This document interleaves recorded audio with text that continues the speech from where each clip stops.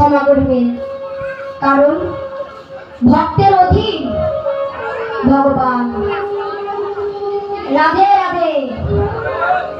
ভক্তিতে যখন ভগবানের প্রতি আপনার মন বসে যাবে, তখন বুঝে নেবেন ভগবানই আপনাকে তার ভক্ত রূপে বেছে নিয়েছেন। তাই বলি, জন্ম একবার, মৃত্যু একবার, কিন্তু কৃষ্ণ নাম বারবার, কৃষ্ণ নাম বারবার। জয় শ্রী রাধা কৃষ্ণের জয়। রাধে রাধে। যে স্থানে প্রভু নামগুলো কীর্তন করা হয় না, সেই স্থান শ্মশান তুল্য। মানুষ বর্তমানে এতই ব্যস্ত যে মনোবাসনা থাকলেও ভজনা করার সময় নেই তার কাছে। এরূপ পরিস্থিতিতে গীতা শাস্ত্রের বার্তা কর্ণকুহরে প্রবেশ করা মাত্র পরম শ্রেয় এবং সমৃদ্ধি সংস্কারগুলি বীজ রোপিত হয়। ভগবানের দিব্য সন্দেশ যথার্থ গীতা শ্রবণের মাধ্যমে সারাটা দিন কাজের মাঝেও পরম প্রভুর স্মরণ হতে থাকবে। এটাই ভজনার অবলম্বন। জীবনে ভালো আর মন্দ দুটোই বিরাজমান। জীবনের গতি কারোর ইচ্ছায় চলে না, তাই খারাপ সময় এলে ধৈর্য ধরা উচিত। মনে রাখবেন, ভগবান শ্রীকৃষ্ণ এ কথাই বলেছেন, জীবনে যা হয় তা ভালোর জন্যই হয়। রাধে রাধে। যখন কোন পুরুষ পরিভক্ত হয়, তখন সে মহান হয়ে যায়। যখন কোন নারী পরিভক্ত হয়, তখন সে ভাগ্যবতী হয়ে যায়। যখন উভয়ই পরিভক্ত হয়, তখন তাদের গৃহ মন্দিরে পরিণত হয়। যখন সন্তান পরিভক্ত হয়, তখন তাদের মন্দির গোলক ধামে পরিণত হয়। যখন পুরো পরিবার ভগবানের দাস হয়ে যায়, তখন তাদের স্বর্গ গোলক ধামে পরিণত হয়। তাই বলি, যে ধরে গোবিন্দের চরণ, গোবিন্দ রাখেন তার স্মরণ। সর্বদা মুখে রাখো নাম, হরে কৃষ্ণ হরে রাম। এবার আমরা কৃষ্ণ নাম জপ করে নিয়ে আমার ভগবদ গীতা পাঠ শুরু করব। হরে কৃষ্ণ কৃষ্ণ কৃষ্ণ হরে হরে, হরে রাম রাম রাম হরে হরে। রাধে রাধে।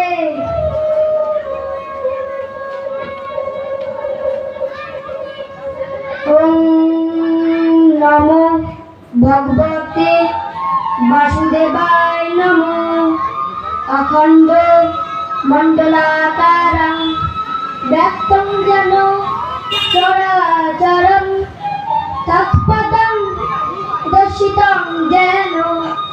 তস্मै শ্রী গুরুবে নমঃ।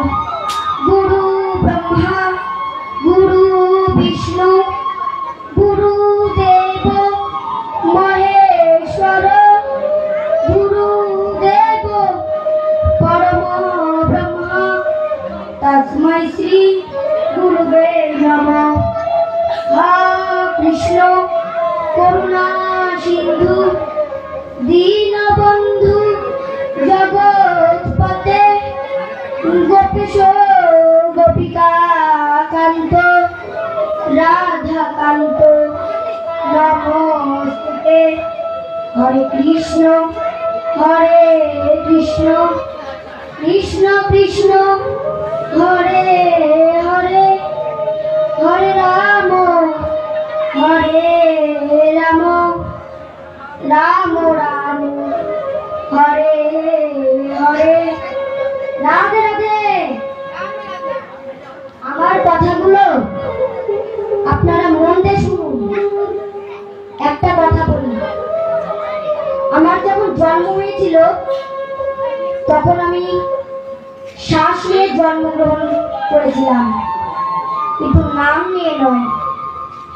আর যখন আমার নাম দেওয়ার সময় হলো তখন আমার বাবা বাপি বলে ডাকে, মা বাপি বলে ডাকে, ঠাকুরদা দাদা বলে ডাকে, ঠাকুরমা দাদা বলে ডাকে। আর আমার পিসি এই কৃষ্ণেন্দু নামটা দিয়েছে, যেই নামে আপনারা আমাকে চিনতে পারেন। আর যখন আমাদের মৃত্যু ঘন্টা বাজবে তখন এই নিথর দেহ নিয়ে যাব, কিন্তু নাম থেকে যাবে। সেই নিথর দেহের সঙ্গে একটাই যাবে, সেটি হলো হরিনাম। আর যখন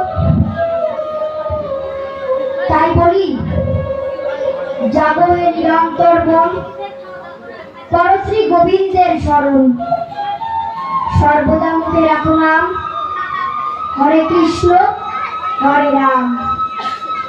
সত্যের পথে চলো সদা, অন্তরে কৃষ্ণ কৃষ্ণ বলে সর্বদা।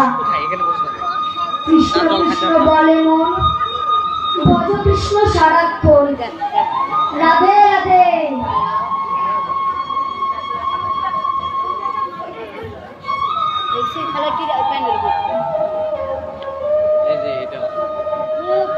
অষ্টম অধ্যায় অক্ষর ব্রহ্মযোগ। অর্জুন উবাচ কিং তদ ব্রহ্ম কিমোদ্যতং কিং কর্ম পুরুষোত্তম আদিভূতং চ কিং প্রত্যং আদিদৈবং কিমুচ্যতে। অর্জুন ভগবান শ্রীকৃষ্ণকে বললেন, হে পুরুষোত্তম,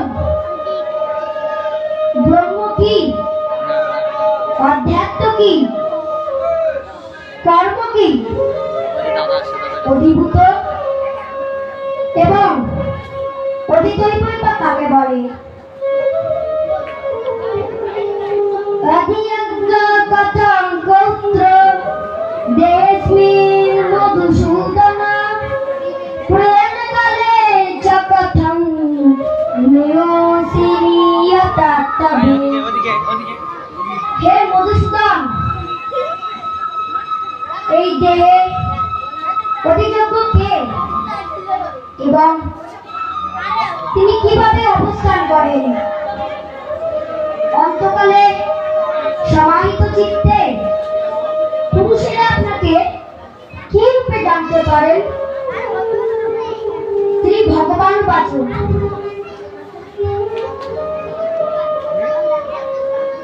অক্ষরং ব্রহ্মা পরমং স্বভাবোদ্যতমুচ্যতে ভূতভাবোদ্ভকরং বিসর্গ কর্ম সংগীত। ভগবান শ্রীকৃষ্ণ অর্জুনকে বললেন, পরম অক্ষর হলো ব্রহ্ম। নিজ দেহ অর্থাৎ জীবের আত্মাকে বলা হয় অধ্যাত্ম। প্রাণীদের ভাব উৎপন্নকারী যে ত্যাগ কর্ম।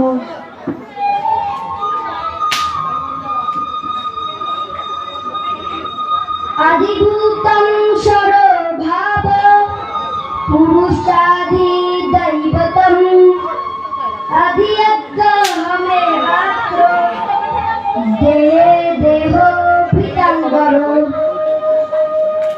উৎপত্তি বিনাশশীল, সমস্ত বস্তুই অধিভূত, হিরণ্যময় পুরুষই অধিদৈব।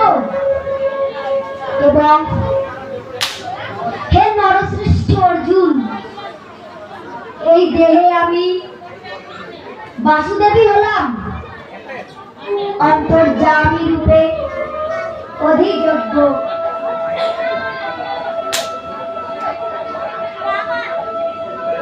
অন্তকালে চ মামেব শরণমুক্তা কলেবরম ইয়ৎপ্রাতি সমদ্ভাবং याति नस्तोत्र সংশয়। যে ব্যক্তি মৃত্যুকালে আমাকে স্মরণ করত এবং দেহত্যাগ করেন, তিনি আমাকেই লাভ করেন, এতে কোনো সন্দেহ নেই। यं यं वापि शरण भावं त्यजोत्तं ते कलेवरं तं तमेवैति कौन्तेय सदा तं भावभावितो। হে কৌন্তেয়, মানুষ মৃত্যুকালে যে যে ভাব স্মরণ করতে করতে দেহত্যাগ করেন, সেইভাবেই তিনি প্রাপ্ত হন, কারণ তিনি সর্বদা সেইভাবেই ভাবিত থাকেন। আমি যদি এখন অন্য কিছু ভাবে ভাবিত থাকি, তাহলে পরজন্মে ভগবান আমাকে ওইটিতেই পরিবর্তন করবেন। আর যদি আমি ভগবানের ভাবে ভাবিত থাকি, তাহলে ভগবান আমাদের গোলকধামে আশ্রয়স্থল করে দিবেন। তস্মাৎ সর্বেষু কালেষু মামনুষ্করয়ুদ্ধ মজ্জর্পিত মনোবুদ্ধি মামে বৈশ্বাস্য সংশয়। অতএব হে অর্জুন, তুমি সর্বসময় আমাকে স্মরণ করো এবং যুদ্ধ করো। আমাদের মন ও বুদ্ধি অর্পণ করলে তুমি আমাকেই লাভ করবে, এতে কোনো সন্দেহ নেই।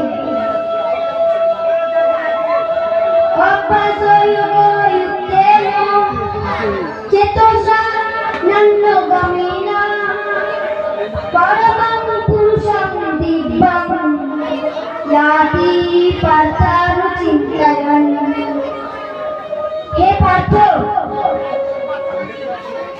পরমেশ্বরের জ্ঞানের অভ্যাস যোগে যুক্ত হয়ে অনন্যগামী চিত্তে নিরন্তর চিন্তামগ্ন পুরুষ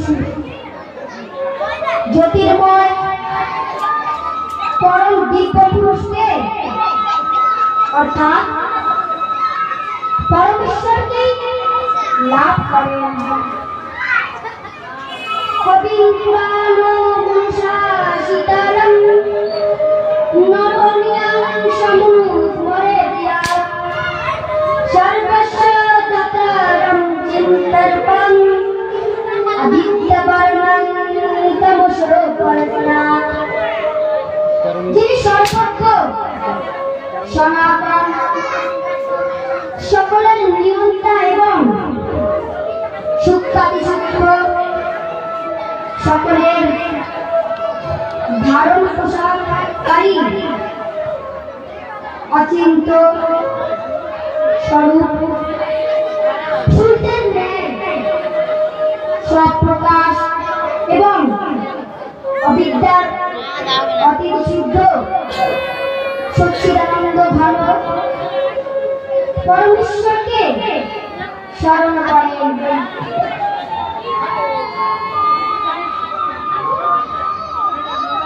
এই বলে আমি আমার গীতা পাঠ সমাপ্ত করলাম।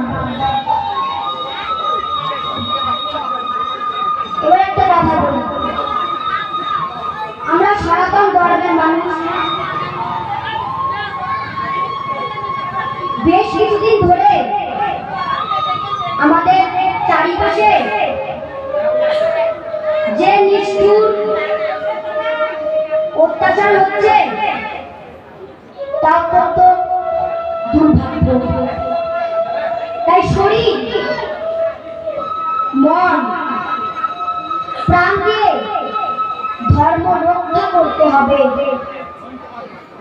আমাদের ধর্ম শ্রীকৃষ্ণ, ধর্ম শ্রীহরি।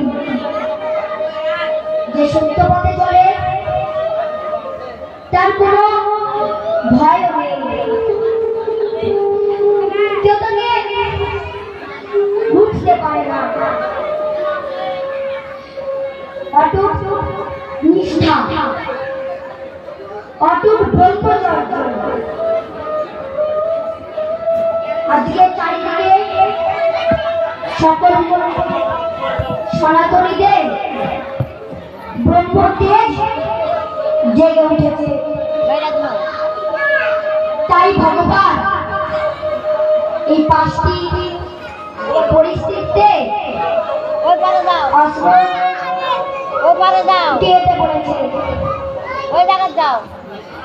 আত্মরক্ষা, ধর্মরক্ষা, দেশ রক্ষা,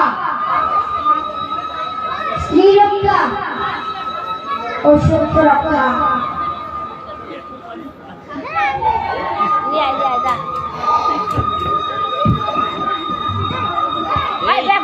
সবাই উঠতেছি কেন জুতা পরে? সকল কৃষ্ণ ভক্ত প্রেমী আমার নাম গ্রহণ করিবে। আজকে আমি আপনাদের গীতা দান করব। এই গীতা গ্রহণ করিবেন এবং আমাকে আশীর্বাদ করবেন। ভগবান যেন সবসময় আমাকে এই পথে নিয়ে চলে। জয় জয় গীতা।